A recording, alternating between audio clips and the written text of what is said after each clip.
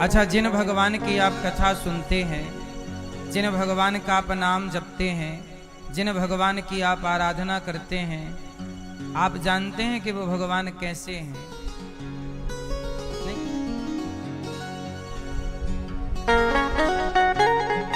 कैसे हैं भगवान?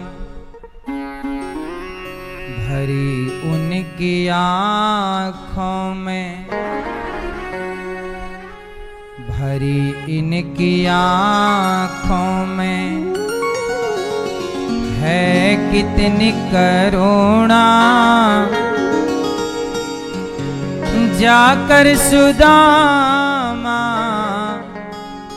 दुखारी से पूछो, भगवान की आंखों में करुणा कितनी है।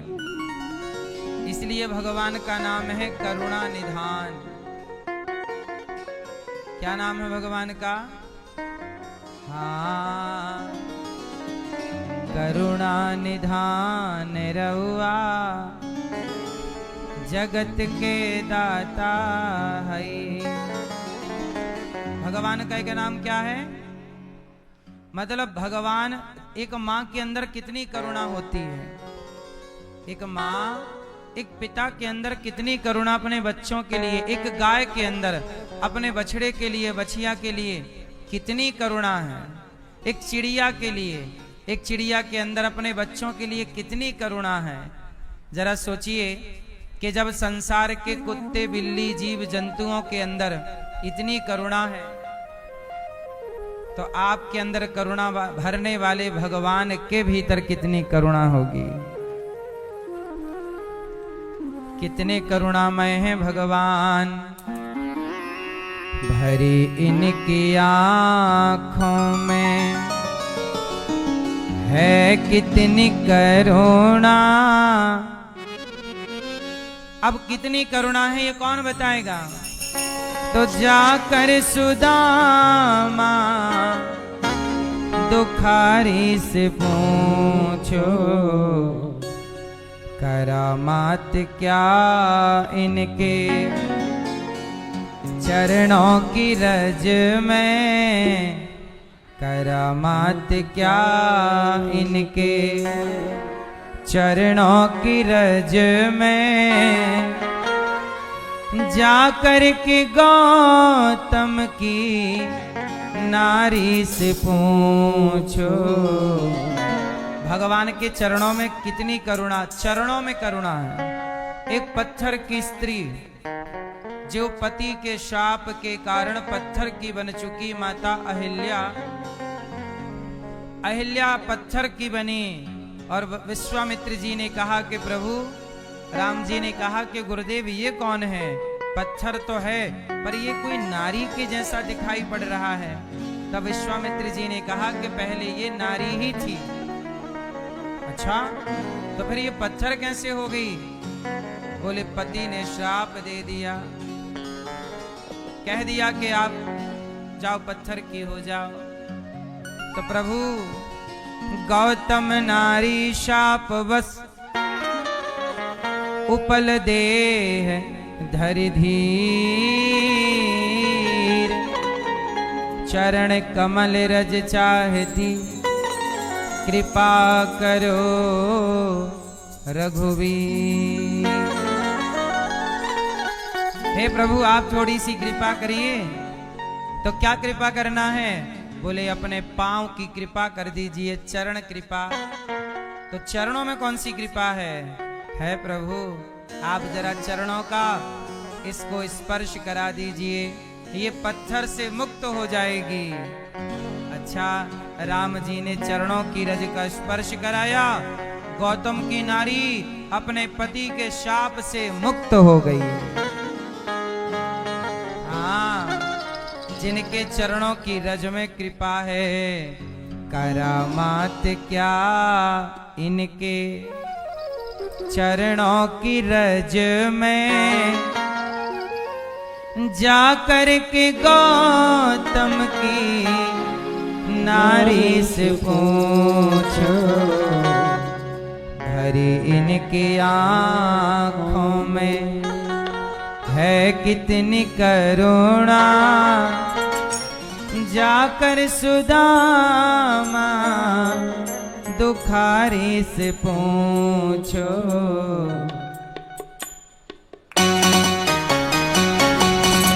तालियों की सेवा सिर्फ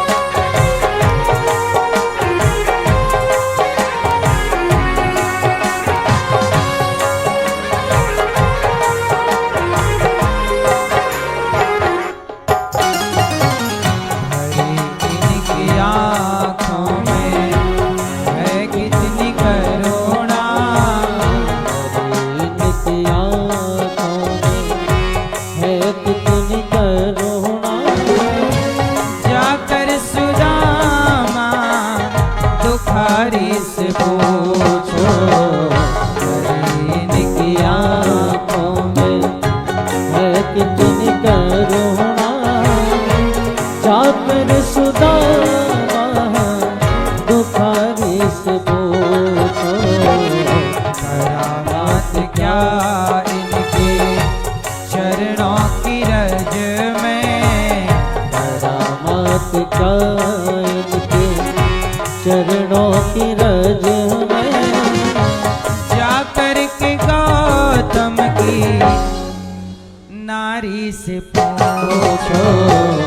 करामात क्या इनके चरणों की रज में, जाकर के गौतम की नारी से पूछो।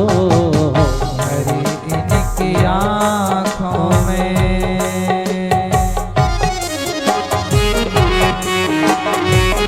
जय हो।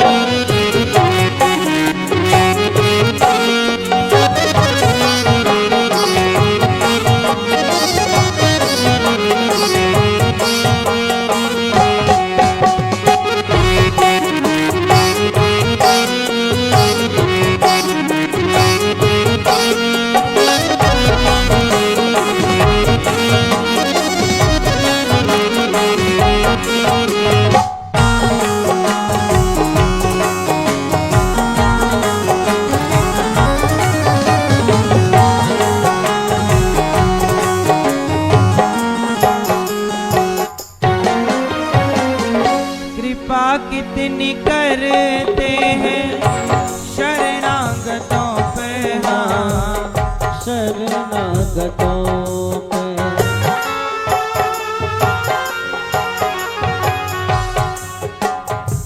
बता सकते हैं यदि मिलेंगे विभीषण, हाँ मिलेंगे विभीषण। जरा सुनिएगा, कृपा कितनी करते हैं हमारे प्रभु, कितनी कृपा करते हैं। किस पर भगवान किस पर कृपा करते हैं? शरणागतों पर। मेरे साथ बोलिए, किस पर कृपा करते हैं? याद रखिएगा, भगवान कृपा ना करें तो आप शिकायत करते हो कि भगवान ने हम पर कृपा नहीं की। तो भगवान की तरफ से एक बात मैं कह देता हूं आपको। भगवान कहते हैं मैं तब तक कृपा नहीं करूंगा कब तक, जब तक आप शरणागति ग्रहण नहीं करोगे।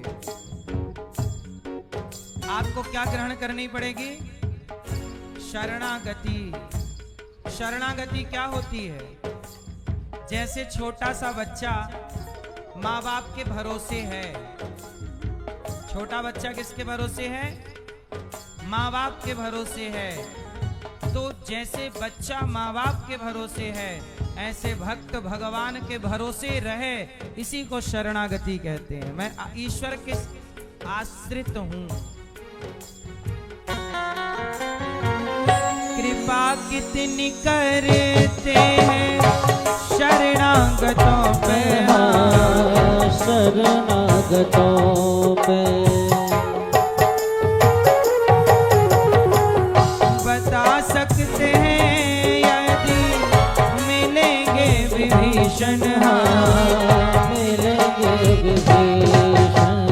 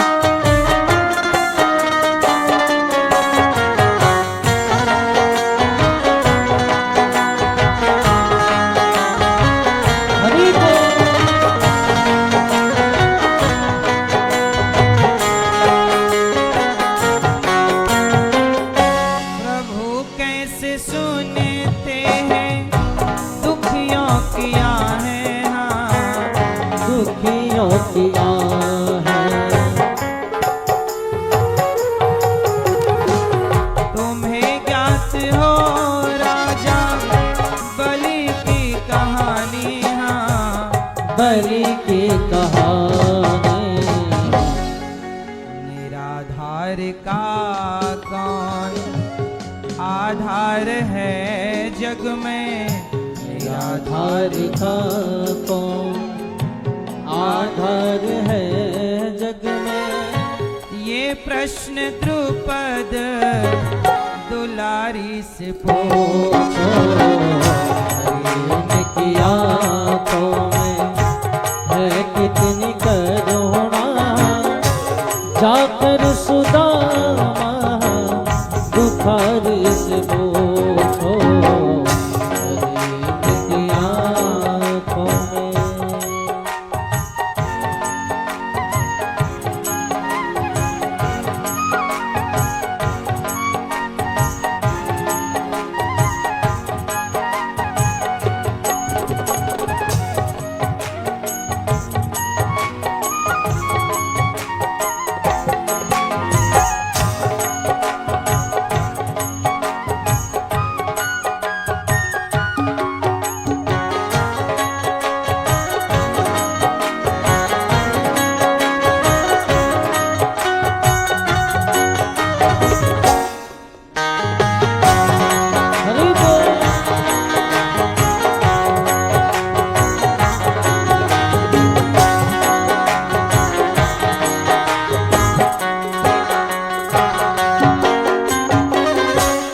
क्षमाशीलता इनमें कितनी भरी है, हाँ कितनी भरी है। हमारे भगवान कितने क्षमाशील हैं। हम लोग एक गलती माफ नहीं कर पाते किसी की, कई बार अब माफ नहीं करेंगे तुम्हें, हमारे अंदर इतनी खटास भर जाती है। पर भगवान की क्षमाशीलता देखिएगा, क्षमाशीलता इनमें कितनी भरी है, हाँ कितनी भरी है। बताएंगे भृगु जी वो सब जानते हैं, हाँ सब जानते। हृदय इनका भावों का है कितना भूखा, हृदय उनका भावों का है कितना भूखा। विदुर शबरी और सुदामा से पूछो, इनकी आँखों में है कितनी करुणा, जाकर सुदामा दुखारी से पूछो, इनकी आँखों में है कितनी करुणा, जाकर सुदामा दुखारी से पूछो, जाकर सुदामा दुखारी से पूछो, जाकर सुदामा दुखारी से पूछो, हरि उनकी आँखों में। अच्छा मैं ये बताओ, ये भजन समझ में आया आपको कि नहीं, है ना? सच बताएं, ये भजन भी वही समझ सकता है जो कम से कम 2-5 साल पुराना सत्संगी होगा। जो आज ही सत्संग करने बैठा होगा वो ये भजन का भाव नहीं समझ सकता। आप यदि 2-4 साल पुराने सत्संगी हो, कथा सुनते हो रेगुलर, तब तो आपको ये भजन समझ में आएगा। अब इस भजन में सबके नाम हैं। कृपा कितनी करते हैं शरणागतों पे, हाँ शरणागतों पे। अब देखो कितनी कृपा शरणागतों पे, किस आगे नाम है। बता सकते हैं यदि, आपको कौन बता सकता है? बता सकते हैं यदि मिलेंगे विभीषण, हाँ क्योंकि विभीषण रावण के भैया हैं। अब देखो एक लाइन में ये भजन हो रहा है, लेकिन आपको इस भजन के भाव को समझने के लिए विभीषण की शरणागति सुननी पड़ेगी पहले। विभीषण कौन है? रावण के भैया, लात मार के निकाल दिया है, जिसका भाई भी अपनाने को तैयार नहीं है, जिसकी प्रजा भी अपनाने को तैयार नहीं। वो विभीषण जब राम की शरण में आए तो सुग्रीव ने मना किया कि प्रभु ये रावण का भाई है, भेद हमारे लेने सठ आवा, शायद ये हमारा भेद लेने आया हो। तब राम जी ने कहा, ना सुग्रीव, हमारा भेद है ही क्या, अब हमारी शरण में आया है तो कैसा भी हो हमें स्वीकार करना चाहिए। मेरा स्वभाव ऐसा ही है कि जो मेरी आश्रित हो जाता है मैं उसका हो जाता हूं, इसलिए मुझे गले लगाना होगा। अब सोचिए, विभीषण आए और राम ने हृदय से लगाया और क्या कह के बुलाया? लंकेश। और तुरंत राम जी ने विभीषण को लंका का राजा बना दिया। अब सोचिए, विभीषण जी कभी आपको मिले तो विभीषण जी बताएंगे कि भगवान शरणागतों पर कैसी कृपा करते हैं। विभीषण में कोई बहुत बड़ा गुण नहीं था, लेकिन केवल शरणागति कर ली। इसलिए हमारी श्री संप्रदाय में, श्री रामानुज संप्रदाय में मुख्य जानते हो क्या है हम लोगों का? हम भगवान से कहते हैं कि प्रभु हम में कोई योग्यता तो है नहीं, हम में कोई जप तप साधन तो है नहीं, हम में कोई पुण्य तो है नहीं, तो फिर हमारा उद्धार कैसे होगा? तो प्रभु हम में कुछ नहीं है, इसलिए हम क्या करते हैं? अपने आप को आपके श्री चरणों में, अपने आप को आपके हवाले कर देते हैं। प्रभु हमें आप स्वीकार कर लीजिए। जैसे गाय का बच्चा जन्म लेता है ना, तो वो गंदा होता है। कैसा होता है? बहुत गंदा। फिर गाय उसे क्या करती है? चाटती है, और चाट चाट के उसे साफ कर देती है। जैसे छोटा सा बच्चा स्वयं को साफ नहीं कर सकता, पर माँ ही, वो माँ की शरण में है। बच्चा किसकी शरण में है? तो माँ ही उसे चाट चाट के साफ। ऐसे ही प्रभु हम आपके वो बच्चे हैं और आप हमारी वो गाय हो। जैसे गाय अपने बछड़े को साफ करती है, ऐसे आप हमें साफ करिए। इसलिए भगवान का नाम है भक्त वत्सल। भगवान का नाम क्या है? जोर से, भक्त वत्सल। अच्छा, वत्सल किसे कहते हैं? जानते हो? वत्सल, वत्स कहते हैं बछड़े को, और वत्सला कहते हैं गाय को। तो भगवान का नाम है जो गाय बछड़े पर जैसे कृपा करती है, ऐसे भगवान भक्त पर कृपा करें, तो भगवान का नाम पड़ा भक्त वत्सल।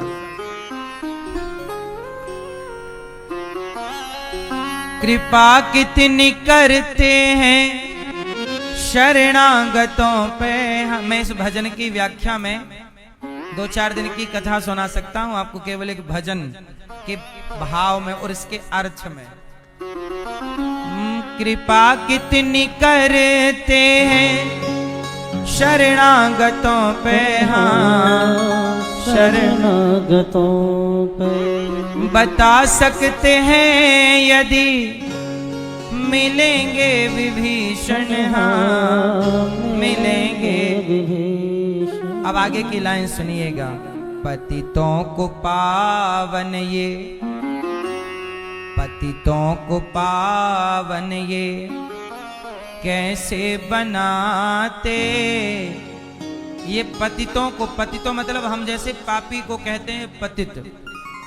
पतितों को पावन ये कैसे बनाते। जटायु सरिस मानसा हारी से पूछो। जटायु मांसाहारी पक्षी है। जटायु कौन है? मांसाहारी पक्षी। लेकिन जटायु जैसे मांसाहारी पक्षी को भी मेरे प्रभु ने पिता का दर्जा दिया। किसका दर्जा दिया? पिता का।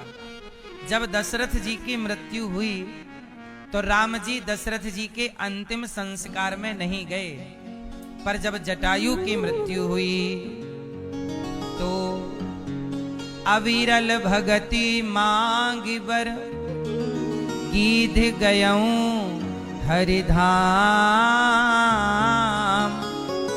तेहि की क्रिया यथोचित निज कर कीन्ही राम।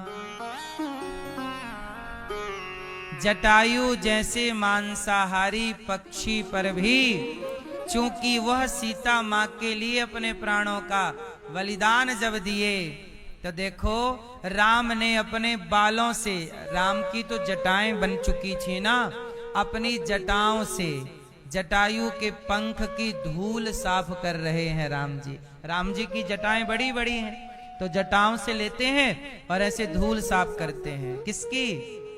जटायु के पंखों में लगी धूल ऐसे ऐसे। और गोद में लिए हैं। जटायु दर्द हो रहा है, मैं तुम्हें जीवित कर दूं, तुम कहो। जटायु ने कहा प्रभु आपकी गोद में मरने का सौभाग्य आपके पिता को भी नहीं मिला, और यदि मुझे आपकी गोद में प्राण त्यागने का अवसर मिल रहा है तो मैं अब प्राण रख कर क्या करूंगा। आपकी गोद मिल गई, क्या प्राण इससे बढ़कर है? आपकी गोद सबसे बढ़कर है, और क्या चाहिए।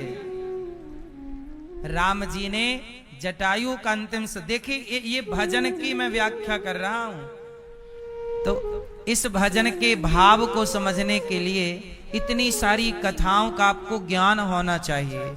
जब आप जटायु के उद्धार की, विभीषण के शरणागति की कथाओं को ठीक से समझ लोगे, तब इस भजन को समझने की पात्रता आएगी आपके अंदर,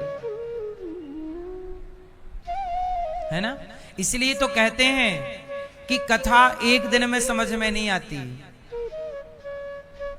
एक दिन का विषय नहीं है ये रेगुलर, नित्य। इसलिए तो हमारे ऋषि मुनियों ने कहा है रोज कथाएं सुनो, रोज सत्संग करो।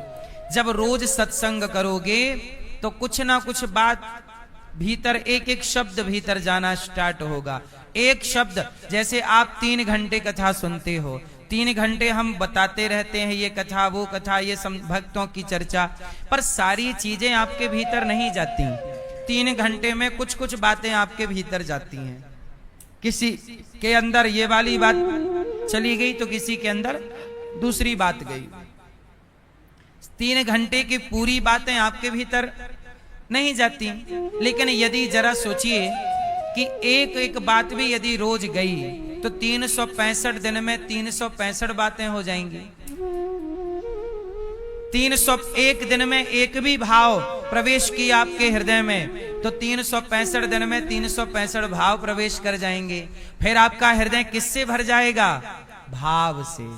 अभी भाव से भरा नहीं है, क्योंकि भाव भीतर जा ही नहीं रहे हैं, अभी पात्रता नहीं है। इसलिए रेगुलर सत्संग, बहुत काल सत्संग। अब देखना जरा, सुनना। दूसरा अंतरा इसका क्या है, ये तो आपको समझ में बड़ी मुश्किल से ही आएगा। प्रभु कैसे सुनते हैं दुखियों किया है, हाँ दुखियों किया है। तुम्हें ज्ञात हो राजा बलि की कहानी, हाँ बलि की कहानी। अब भगवान दुखियों की आहें, मतलब दुखियों की पुकार सुनते हैं।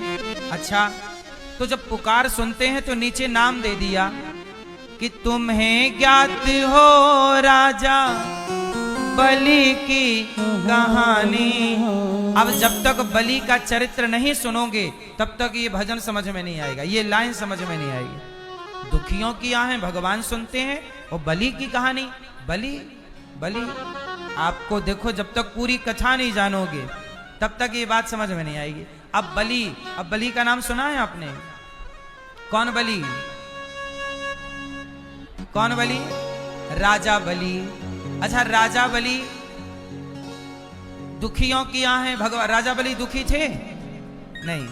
आगे सुनो, पूरी कथा सुनना पड़ेगी उनके लिए। ऐसा है कि जो राजा बलि थे उन्होंने 3 पग भूमि देने का वचन दिया। किसको? भगवान वामन को। वामन भगवान आए छोटे से, कहा कि हमें 3 पग भूमि। राजा बलि बोले 3 पग क्या मांगते हो प्रभु, थोड़ा ज्यादा ले लो, 100 पग ले लो, 500 गांव ले लो, हमारे पास कोई कमी थोड़ी है, ले लो। ना ना ना ना, 3 पग, और वो भी तेरे पांव से नहीं, मेरे पांव से नापूंगा। राजा बलि हंसे कि वाह प्रभु, आप तो बहुत भोले हो, और छोटा बालक जैसे अज्ञानी होता है ना, आप भी अज्ञानी हो। आपके पांव इतने से हैं, क्या नपेगी भूमि?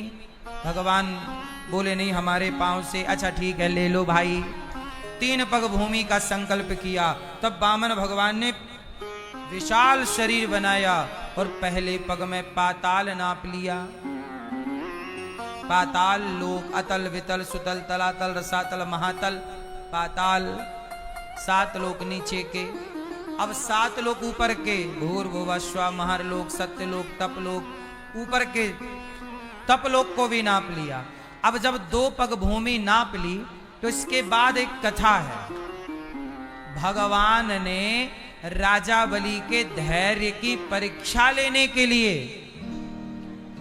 कहा कि देखो, तुमने 3 पग भूमि का संकल्प किया था, लेकिन तुमने दिया कितना? केवल 2 पग, तीसरा पग तो तुमने दिया नहीं।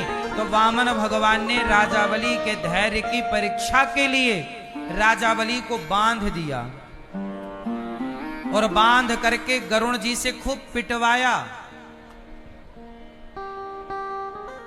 भगवान अपने भक्तों को पिटवाते भी हैं कई बार। क्यों पिटवाते हैं? देखें कि धैर्य है कि टूट गया। माधव दास जी को पिटवा दिया एक बार भगवान ने, जगन्नाथ जी ने। माधव दास जी से बोले कि चलो कटहल खाने चलते हैं। जगन्नाथ जी ने पके पके कटहल लगे हैं बगीचे में। तो माधव दास जी बोले कि वो अपना चेला है राजा जिसका बगीचा है, सवेरे खा लेना। जगन्नाथ जी बोले नहीं नहीं, अपने को रात को ही चलना है, ऐसे नहीं, चोरी से खाएंगे। अब जगन्नाथ जी जिद पे अड़ गए, चलो। माधव दास जी थोड़े बूढ़े साधु हो गए थे, बुढ़े थे। चलो, तो बाड़ी लगी थी, बाड़ी किसान लोग नहीं लगाते खेत की सुरक्षा के लिए। बाड़ी बाड़ी तोड़ी और जगन्नाथ जी घुसे और माधव दास जी, और माधव दास जी को चढ़ा दिया पेड़ पर कि तुम चढ़ो, ऊपर से फेंकना, हम कटहल इकट्ठे करते जाएंगे। और नीचे जगन्नाथ जी कटहल इकट्ठे कर रहे हैं और भगवान जोर से कह रहे हैं, हाँ हाँ वो पका वाला वो है, वो वाला। माधव दास जी बोले धीरे से बोलो, वो आ जाएंगे। अरे जगन्नाथ जी बोले कोई नहीं आएगा। हाँ वो बगल में लगा है बड़ा वाला, वो और ज्यादा खुशबू दे रहा है, पका है वो। तो जो वहां के सुरक्षा कर्मी थे उन्हें संदेह हुआ कि बगीचे में कोई घुसा है और कटहल की चोरी हो रही है। और जैसे ही वो आए सुरक्षा कर्मी, तो जगन्नाथ जी भाग गए। जगन्नाथ जी और माधव दास जी पकड़ में आ गए। तो राजा के कर्मचारियों ने माधव दास जी को पकड़ा, खूब मारा, चोर कहीं का चोर, खूब मारा। माधव दास जी बोले वाह प्रभु, आपको पिटवाना था, चलो कोई बात नहीं। देखो भक्त कैसा होगा, भक्त ऐसा होगा। माधव दास जी पिटे, उनको बांध दिया कर्मचारियों ने। सवेरे राजा का दरबार लगा तो सैनिकों ने दरबार में जब उपस्थित कराया तो राजा ने देखा कि गुरुजी बंधे हैं, क्योंकि माधव दास जी का चेला था राजा। और राजा चरणों में दौड़ा, गुरुजी गुरुजी क्या हुआ? अरे कुछ नहीं हुआ, वो जगन्नाथ जी को खाना था वो कटहल। हम आए, हमने मना किया कि सेना पकड़ लेगी मारेगी, पर उन्हें तो पिटवाना था। और खूब पिटाई हुई हमारी। तो क्या प्रभु को खाना था? हाँ। राजा ने तुरंत ताम्र पत्र लिया और पूरा का पूरा बगीचा भगवान जगन्नाथ जी के नाम कर दिया। प्रभु यदि आपको बगीचे का फल पसंद है तो आपका, मेरा क्या। तो हम कहने का आपको ये समझाना चाहते हैं कि कभी समाज में आपका अपमान हो जाए, तिरस्कार हो जाए, किसी के द्वारा 2-4 थप्पड़ भी पड़ जाएं, तो आप ये समझना कि ये भी भगवान की लीला है। क्योंकि यदि आपको बच्चे को माँ लाड़ करती है, माँ बच्चे को लाड़ करती, प्यार करती, दूध पिलाती, तो माँ ही तो कभी बच्चे को मारती भी है। लाड़ भी वही करेगी, प्यार भी वही करेगी। अच्छा, जब माँ बच्चे को मारती है तो क्या माँ बच्चे की शत्रु हो जाती है क्या? ऐसे ही भगवान आपको इतना लाड़ करते हैं, प्यार करते हैं, आपको धन धान्य दिए हैं, सब दिए हैं, मान प्रतिष्ठा, तो कभी ठोकर लगे तो घबराना ना। क्योंकि यदि धन धान्य और प्रतिष्ठा और पद और सम्मान उनकी कृपा थी, तो अपमान को भी उनकी ही कृपा प्रसाद मानकर स्वीकार कर लिया करो कि ये दोनों ईश्वर का है ना। ये भक्त के लक्षण यही हैं। तो राजा बलि जो है, 2 पग भूमि में सब भगवान ने नाप लिया। फिर भगवान ने राजा बलि को बंधवा के पिटवाया, और जब वो राजा बलि पिट रहे थे तब ही तो राजा बलि की बेटी रत्नमाला ने देखा, कैसा छलिया बेटा मेरा होता तो जहर दे के मार डालती। वही रत्नमाला बाद में पूतना बनती है। तो कहने का तात्पर्य सिर्फ इतना है कि राजा बलि जब पिट रहे थे तब वहां प्रहलाद जी आए। कौन आया?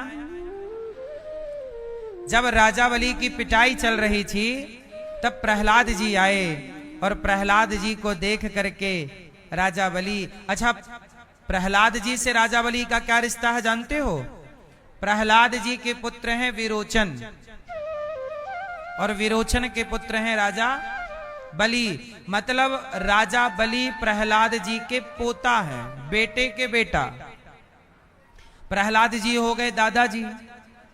तो प्रहलाद जी आए वहां पर, तो प्रहलाद जी ने देखा कि मेरा पोता बंधा हुआ है और पिटाई चल रही है।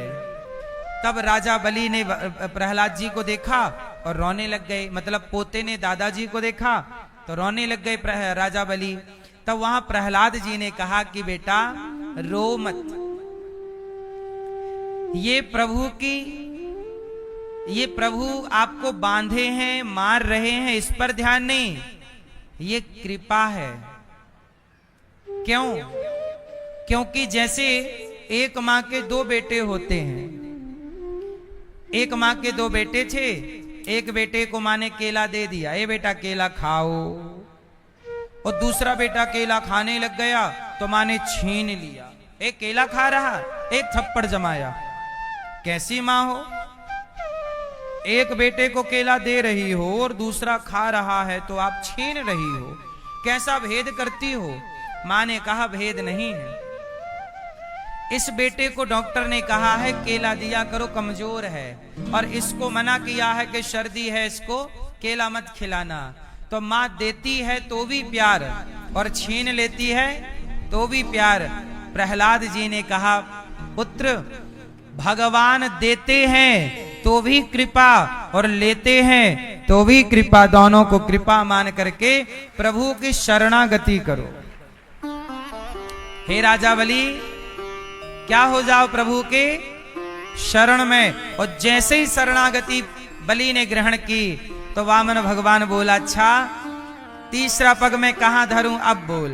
राजा बलि ने कहा कि प्रभु अभी मेरा धन नापा है, अब मुझे नाप लो, मेरा मस्तक अभी खाली है। अच्छा ये बताओ, धन बड़ा कि धन का मालिक बड़ा? क्या बड़ा? क्या बड़ा? अभी आपने धन को नापा है, मालिक को तो नापा नहीं। तो तीसरा पग मालिक के माथे पे रखो। राजा बलि तब तीसरा चरण मस्तक पे रखे और राजा बलि को पहले मारते हैं। सुनना, पहले मारते हैं और बाद में राजा बलि से कहते हैं अब बोल तू मेरा तो मैं भी आज से तेरा, अब बोल तुझे क्या चाहिए। तो राजा बलि बोला कि प्रभु आपका दर्शन मैं करता रहूं, बस आप इतने सुंदर हैं, कहीं जाओ ना। तब भगवान बोले ठीक है, मैं तेरे द्वार पर खड़ा होकर तेरा द्वारपाल बन जाऊंगा। पहले राजा बलि को मारते हैं और उसी राजा बलि को पाताल का राजा बनाकर भगवान उसका द्वारपाल बन जाते हैं। ये करुणा है। तो सुनना, प्रभु कैसे सुनते हैं दुखियों किया है, हाँ दुखियों किया है। निराधार का कौन आधार है जग में, ये प्रश्न द्रुपद दुलारी से भगवान कितने करुणामय हैं।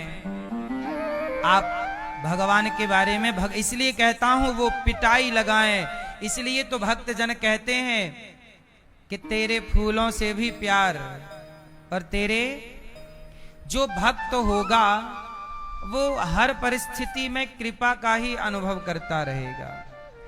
किसका अनुभव करेगा? मैया, ओ भैया, वीडियो बनाने आए हैं और कोई काम नहीं है, क्यों? बस बीच में खड़े हो गए मोबाइल लेके। ए मैया, ओ पीली मैया, नहीं मिल रही तुम्हें 10 मिनट से जगह बैठने को? श्रोता बन के आए हो कि डिस्टर्ब करने आए हो? अच्छे श्रोता बनो, प्रेम से सुनो।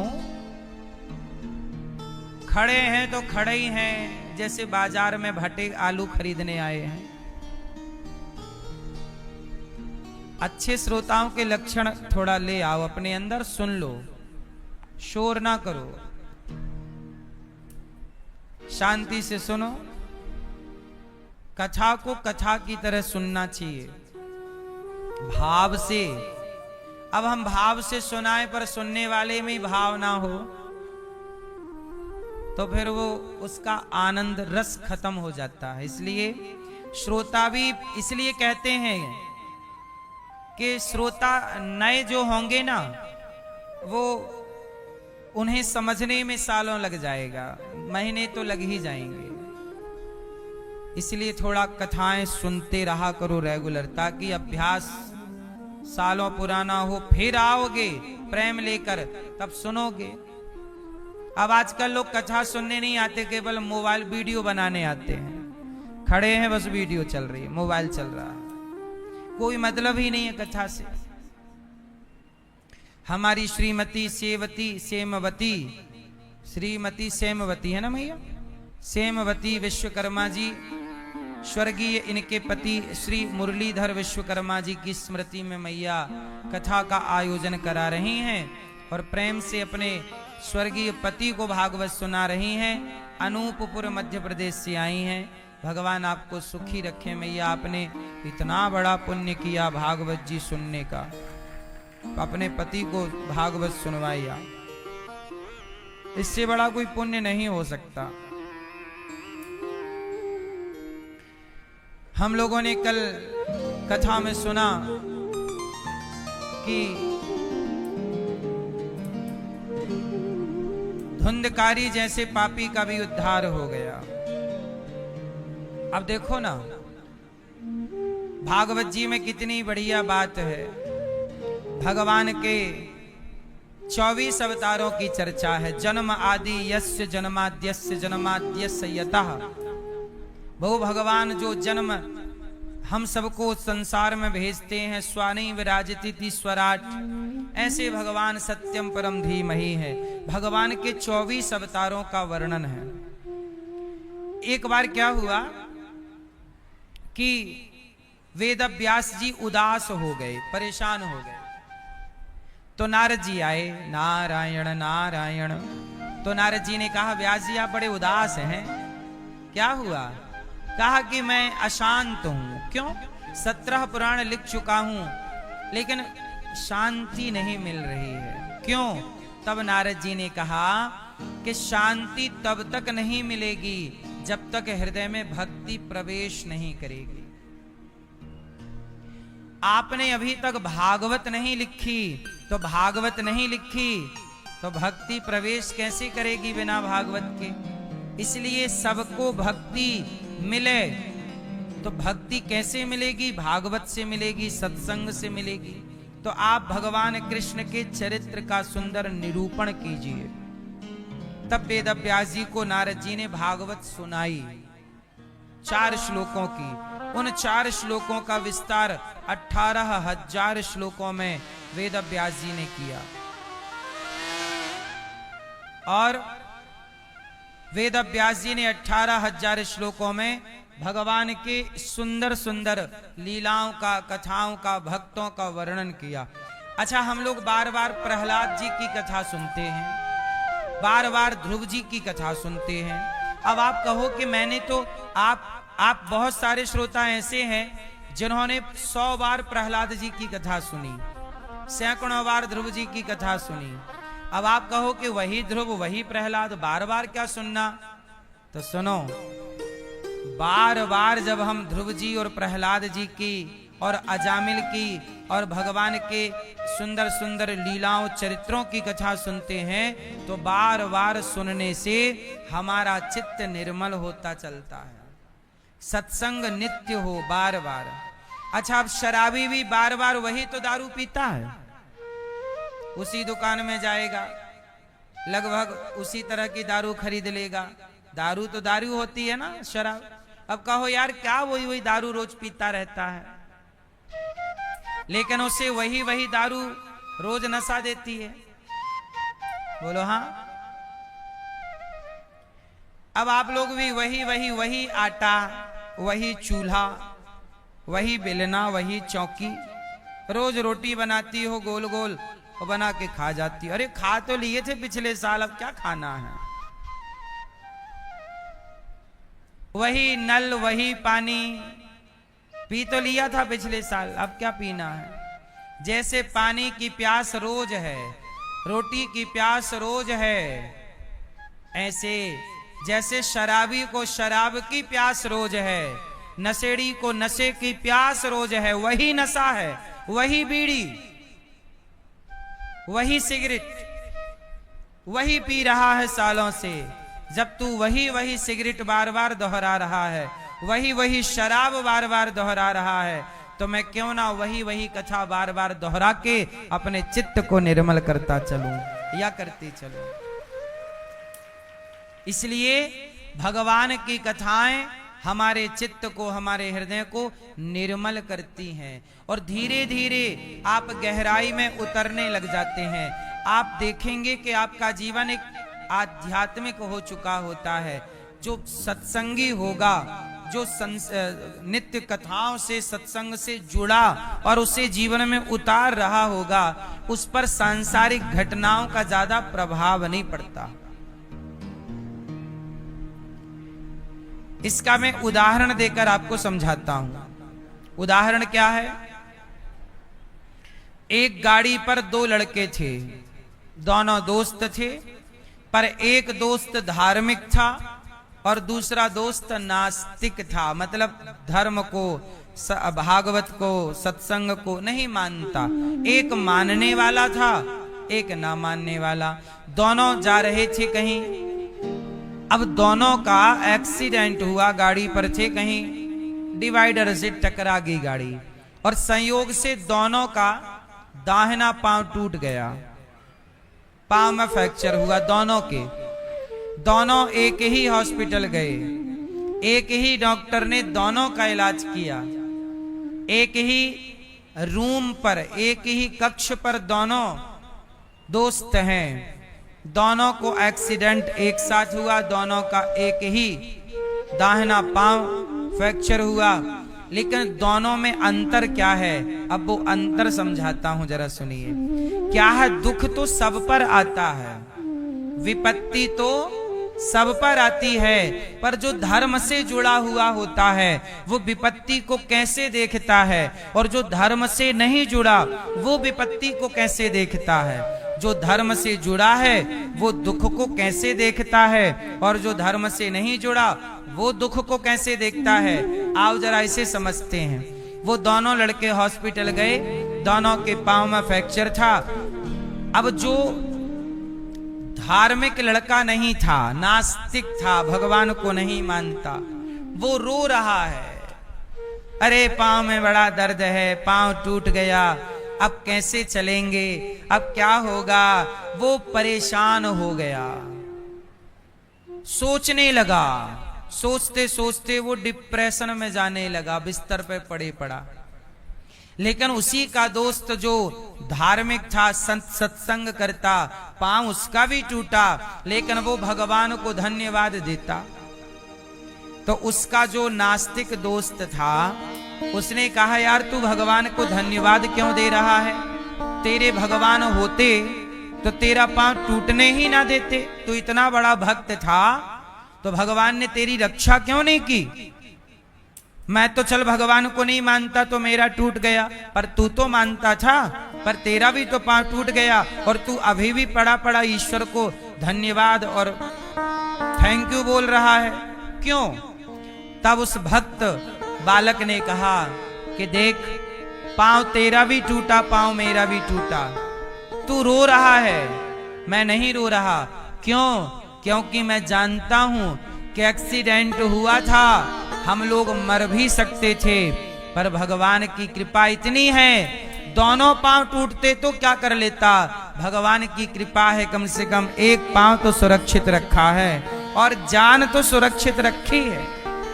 तो जो मिला है, जो बचा है, मैं उसके लिए ईश्वर का धन्यवाद दे रहा हूं। और चूंकि तू ईश्वर को जानता मानता नहीं, तो तू पांव टूटने से परेशान है, अब तू टेंशन में है, डिप्रेशन में चला जाएगा।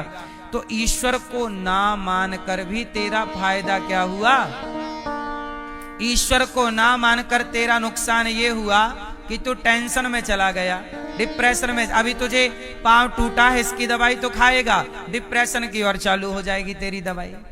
लेकिन मेरा ये फायदा हुआ ईश्वर को मानने से कि मैं ईश्वर को मानने वाला इस परिस्थिति में भी पॉजिटिव हूं, सकारात्मक सोच रखा हूं कि बचा तो है जीवन। तो धर्म, भगवान को मानने वाला वो निगेटिव नहीं सोचता, वो हर स्थिति में क्या रहता है, पॉजिटिव रहता है, कि हम सकारात्मक सोच रखें, हम नेगेटिविटी अपने भीतर प्रवेश। तो ये ईश्वर को ना मानने वाला और ईश्वर को मानने वाले में ये अंतर है। लोग कहते हैं तुम भगवान को क्यों मानते हो, अरे ईश्वर को मानने वाला हर परिस्थिति में हैप्पी रहने का एक मंत्र है। अब देखो, अब जो भगवान को नहीं मानते वो भी तो परेशान हैं। ईश्वर को ना मान करके क्या उनके जीवन में दुख नहीं आ रहा है, क्या उनके घर पे किसी की मौत नहीं हो रही है, क्या उनके घर पे आपदाएं नहीं आ रही हैं, सब समान है, सबके साथ कंडीशन लगभग एक सी है। पर फर्क इतना है कि जो सुदामा जैसे भक्त होंगे, गरीब होंगे, सुदामा गरीब तो थे पर गरीबी में भी सुदामा दुखी नहीं थे। लिखा है प्रशांत आत्मा, सुदामा जी गरीब थे, आज लोग गरीब हैं पर आज के गरीब गरीबी में दुखी हैं। और सुदामा जी गरीब होने पर भी क्या थे, बोलो, सुखी थे। कितने सुखी कि जितना एक राजा राज सत्ता पर बैठकर सुखी होगा, उससे कहीं ज्यादा सुदामा जी सुखी थे, उस गरीबी में भी। क्यों, क्योंकि वो उस हाल में भी प्रसन्न थे, पॉजिटिव थे। क्यों, क्योंकि वो जानते थे कि ये दिन या वो दिन, दोनों दिन हैं तो उसी के, अच्छे दिन या बुरे दिन, हानि या लाभ, किसके अधीन है फिर। इसलिए वेद व्यास जी ने भागवत जी की रचना की और महाभारत के युद्ध से इसकी शुरुआत की। द्रौपदी के 5 पुत्रों को अश्वत्थामा ने मार डाला। अश्वत्थामा कौन है, गुरु द्रोणाचार्य के पुत्र अश्वत्थामा। उन्होंने द्रौपदी के 5 बेटे, अच्छा द्रौपदी के 5 पुत्र हैं और 5 पांडवों के एक एक बेटा है। प्रतिविंध्य, सुत सोम, श्रुतकर्मा, शतानीक और श्रुतसेन, ये पांचों पांडवों के एक एक पुत्र का नाम है। पांचों की हत्या गुरु द्रोणाचार्य के पुत्र अश्वत्थामा ने सोते हुए बालकों को मार डाला। जब द्रौपदी ने देखा कि मेरे पुत्र आज जागे नहीं, जाकर देखा तो बिस्तर पर लहू ही लहू था, रक्त ही रक्त था। धड़ तो सबके थे, सर गायब थे सबके। द्रौपदी रोई। अर्जुन दौड़े दौड़े कृष्ण के पास गए, प्रभु संकट आ गया, शत्रु ने हमारे पुत्रों की हत्या कर दी। भगवान श्री कृष्ण बोले, अर्जुन किसने मारा? शायद अश्वत्थामा ने मारा है, पकड़ो। पकड़ने गए, अश्वत्थामा ने ब्रह्मास्त्र चला दिया अर्जुन के लिए। तब अर्जुन शरण में किसकी आए? भगवान की। फिर शरणागति। भक्तों का चरित्र जब आप ठीक से समझेंगे तो एक ही चीज अंतिम सार निकल कर आएगी, शरणागति। कृष्ण कृष्ण महाबाहो भक्ता नाम भयंकरा। हे कृष्ण, कृष्ण कृष्ण महाबाहो भक्ता नाम अभयंकरा। त्वमेको दह्यमानाना मपवर्गोऽसि संसृते।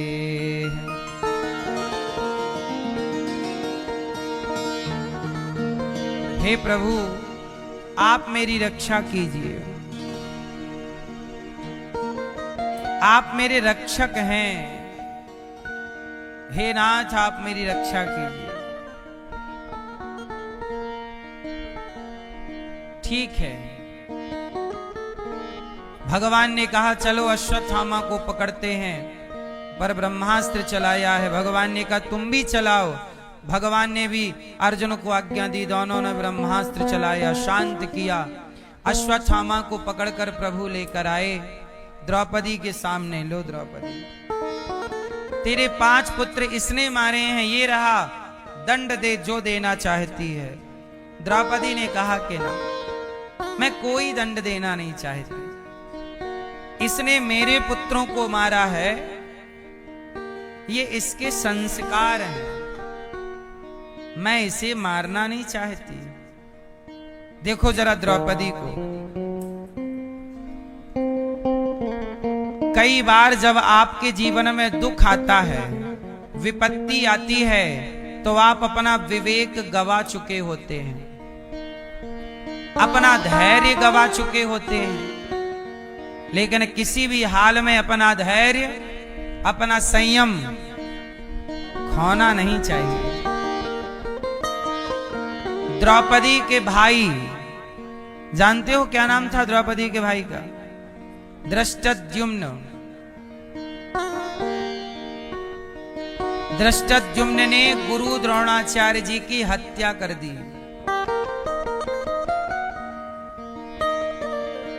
द्रौपदी के भाई ने ही गुरु द्रोणाचार्य जी की हत्या की थी। बोलो हाँ। अब द्रौपदी के 5 पुत्रों की हत्या किसने कर दी? द्रोणाचार्य के पुत्र ने। तुमने हमारे पिता को मारा, हमने तुम्हारे पुत्रों को मार दिया। अब अर्जुन कहते हैं कि ऐसा करो, अश्वत्थामा को मार डालते हैं। द्रौपदी ने कहा नहीं, हमारे भाई ने इनके पिता को मारा, इनके पिता इन्होंने हमारे पुत्रों को मारा, अब यही हिसाब खत्म करो। अब इसे मारोगे तो आगे हिसाब खड़ा हो जाएगा,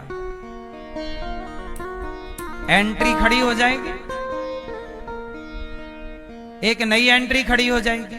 अभी तो एंट्री क्लियर हो गई, हमने तुम्हें मारा, तुमने भी हमें मार लिया, अभी तो हिसाब क्लियर है। द्रौपदी कहती हैं कि इसे छोड़ दो, इसे छोड़ दो। क्यों छोड़ दें? क्योंकि ये गुरु का पुत्र है और गुरु पुत्र भी गुरु के ही तुल्य होता है, इसलिए इसे छोड़ देना सही है। छोड़ दो, जाओ।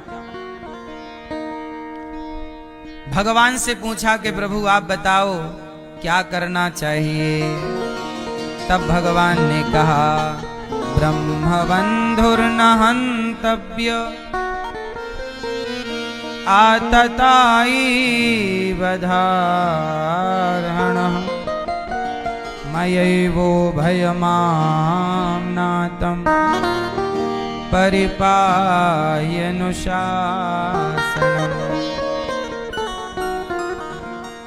ब्राह्मण को कभी मारना नहीं चाहिए और आताताई को कभी छोड़ना नहीं चाहिए।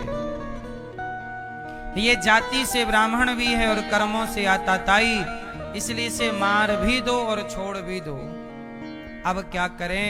तब अश्वत्थामा के सिर की मणि निकाल कर अश्वत्थामा का अपमान करके उसे नगर से निकाल दिया। जब आप अपने पिता का अपमान करते हो तो आप अपने पिता की हत्या ही कर देते हो। अपने से बड़ों का अपमान भी मृत्यु के समान है। इसलिए कभी अपने से बड़ों का अपमान भी नहीं करना चाहिए। यदि आपने अपमान कर दिया तो ये समझ लो कि आपने उन्हें मार दिया, यही मृत्यु है। ये जरूरी नहीं है कि आप मारे तलवार से या बंदूक से तो ही मारना हो ना। आपने अपने पिता को गाली दे दी, अपमान कर दिया, बेइज्जत कर दिया, तो आपको पिता की हत्या करने की जरूरत नहीं है, वो हत्या लग गई।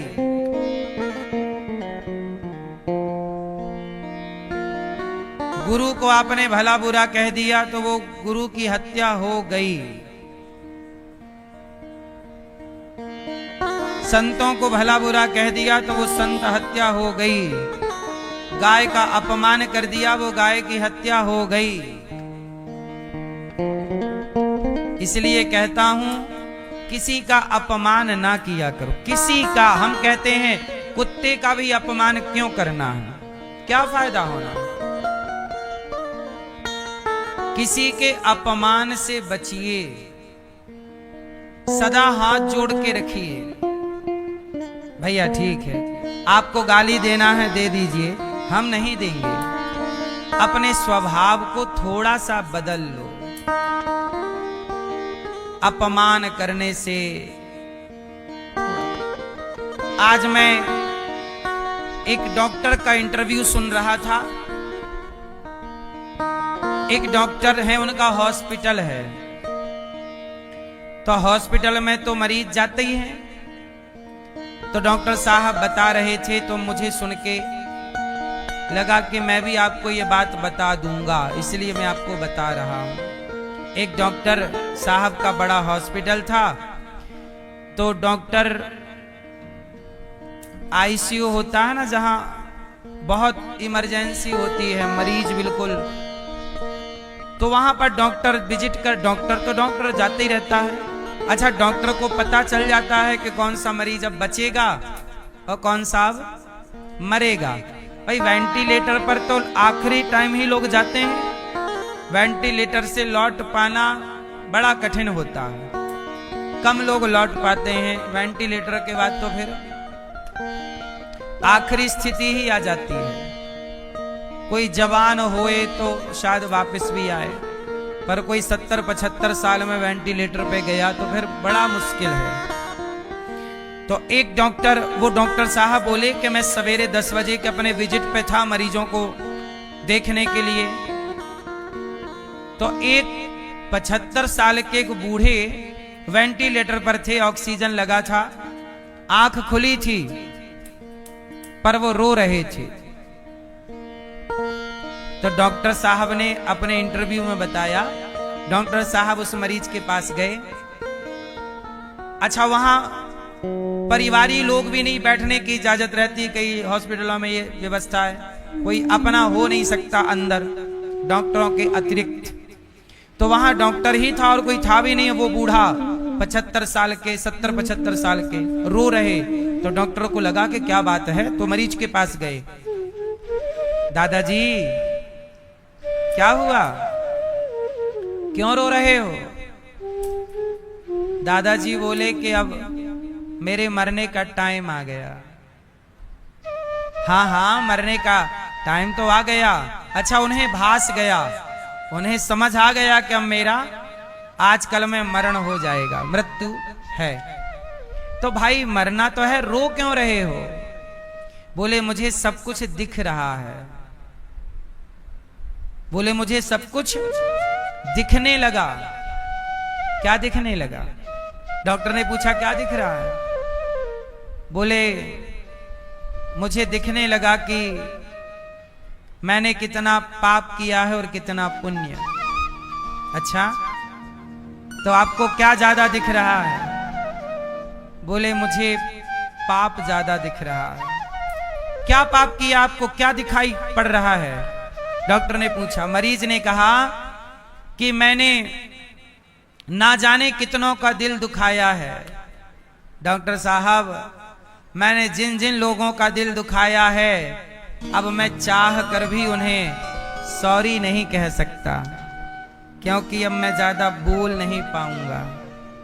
मुझे पता है कि मैंने इसका इसका इसका इसका दिल दुखाया है, बेवजह परेशान किया, अब मैं सॉरी भी नहीं कह पा रहा। अच्छा, ये तो आपने पाप किए, कितना पाप किया, कितना झूठ, बेवजह झूठ बोला। झूठ बोल बोल के मैंने खूब पैसे कमाए, लेकिन आज वो सारे पैसे तिजोरियों में हैं। मैं इस हॉस्पिटल में अकेला हूं, मेरे आसपास कोई नहीं है। जिनके लिए मैंने झूठ बोला, उनमें से कोई भी आज मेरे साथ खड़ा नहीं है। जिनके लिए मैंने पाप कमाया, आज उनमें से कोई मेरे साथ नहीं है। इसलिए डॉक्टर साहब, आप सबको बोलिएगा कि एक दिन सबको इसी वेंटिलेटर तक पहुंचना है या हॉस्पिटल के द्वारा शमशान पहुंचना है, अर्थात सबको मौत तक पहुंचना है। किसी का दिल दुखाकर ना जिया करो, किसी को सताकर, किसी को रुलाकर ना जिया करो। पैसों के लिए झूठ कपट ना बोला करो, क्योंकि वो पैसे खर्च हो जाएंगे। अच्छा, आपने बेईमानी करके 1 लाख कमाए, तो 1 लाख कितने दिन में खर्च होंगे? क्यों भैया? 15 दिन में, महीने में, 6 महीने में तो खर्च हो ही जाएगा। लेकिन जो पाप आपने कमाया था, उस 1 लाख रुपए के लिए छल किया था, झूठ बोला था, भ्रष्टाचार किया था, पैसा तो खर्च हो ही जाएगा। आपका करोड़ों कमा लीजिए, लेकिन पैसा कमाते समय जो पाप कमाया था, क्या वो पाप खर्च होगा? वो पाप तुम्हारे सिर पर बैठेगा, और वो पाप ना तो तुम्हारा बेटा भोगेगा, ना तो तुम्हारी पत्नी, ना तुम्हारा बाप, ना तुम्हारी मां, ना तुम्हारा दोस्त। मैंने कई बार इसकी कथा सुनाई है। एक डाकू था, वो डाकू रास्ते से गुजरने वाले हर व्यक्ति को लूट लेता। एक दिन नारद जी ने कहा कि ये बता, तू लूट कर पाप कमा रहा है, मार डालता है लोगों को, सोना लूट लेता है, पैसे, और कई बार बच्चे, बूढ़े, स्त्री को तू मार डालता है। जो पाप तूने कमाया है रत्नाकर, उस डाकू का नाम था रत्नाकर, बोल, तूने पैसे लूटे और कई बार मार डाला, वो पाप कौन बांटेगा? रत्नाकर डाकू बोला, मेरी पत्नी बांटेगी, मेरा पुत्र बांटेगा। जा पूछ करा। पूछने गया पत्नी से कि तुम मेरा पाप बांटोगी? पत्नी बोली, स्वामी सोना लाए हो तो बताओ। सोना बट जाएगा, पैसा बटेगा, पाप कैसे बांटोगे? पुत्र से कहा, बेटा तू मेरा पाप भोगेगा? पुत्र बोला, पिताजी मैं कैसे भोगूंगा, आपका पाप तो आप ही भोगोगे। तब रत्नाकर ने कहा, राम राम, मैंने इतना पाप किया, गर्भवती स्त्रियों का भी मैंने मर्डर किया, हत्या की। राहगीरों को, कितने यात्रियों को, तीर्थ यात्रियों को मारकर लूट डाला। मैं कितना बड़ा पापी हूं, मेरा पाप कोई ना बांट रहा है, मेरी संपत्ति सबने बांटी। आपका मैया धन बट जाएगा, आपका पाप ना बटेगा। डॉक्टर साहब बोले, बाबूजी अब आप ना आखिरी समय प्रभु का स्मरण कीजिए। वो आदमी, बूढ़ा व्यक्ति फिर जोर जोर से रोने लग गया। तो डॉक्टर साहब बोले, अब क्यों रो रहे हो? बोले, अब मैं भगवान को भी तो मुंह नहीं दिखा सकता ना। भगवान भी तो कहेंगे कि जब सारी जिंदगी तूने मेरी तरफ ना देखा और जब आखिरी का एक दिन बचा, जब तुझे कन्फर्म हो गया कि मैं मर ही जाऊंगा, तब तू मेरी शरण में आया। तो भगवान कहेंगे कि तूने 175